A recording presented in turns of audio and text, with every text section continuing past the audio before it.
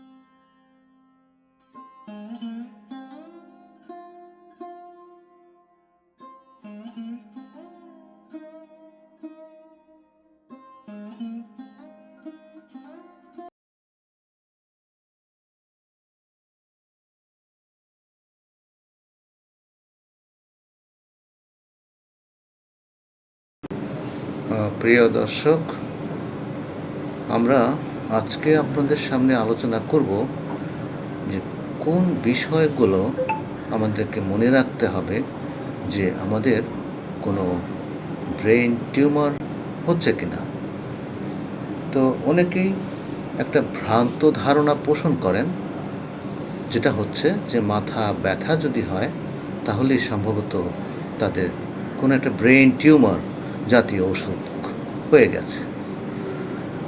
কিন্তু এটা আদৌ সত্য নয়। ব্রেন টিউমার হওয়ার বা মনে করার কিছু সিমটমস বা সাইন্স রয়েছে। যেমন ধরেন, যদি কোনো মানুষের মাথা ব্যথা হয় এবং মাথা ব্যথাটা সকালের দিকে বেশি হয়, মাথা ব্যথার সাথে যদি বমি হয় এবং আস্তে আস্তে মাথা ব্যথার তীব্রতার পরিমাণ যদি বাড়তে থাকে, অথবা বমি হওয়ার প্রবণতা যদি বাড়তে থাকে, সেই সঙ্গে যদি তার চোখে দেখতে অসুবিধা হয়, অথবা কানে শোনার সমস্যা হয়, অথবা যদি মাথা ব্যথার সাথে খিঁচুনি হয়, তাহলে বুঝতে হবে যে হয়তোবা, আমি আবারও বলছি, হয়তোবা তার একটা ব্রেন টিউমার থাকার সম্ভাবনা আছে। এমন নয় যে এগুলি থাকলেই ব্রেন টিউমারটাই হবে, তেমন নয়, তবে সম্ভাবনা আছে। তো এরকম সমস্যা যাদের রয়েছে তাদের উচিত হবে একটা ব্রেন স্ক্যান করা অথবা একজন চিকিৎসকের শরণাপন্ন হওয়া। চিকিৎসক বলতে আমরা কার কাছে যাব?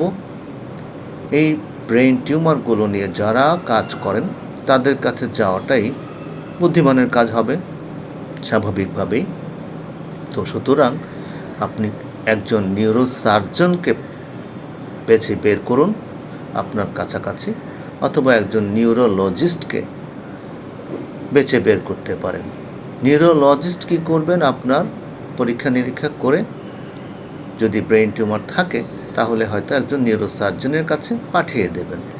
আর যদি আপনি আপনার কাছাকাছি একজন নিউরোসার্জনকে খুঁজে পান তাহলে আপনার জন্য সহজ হবে পথটা।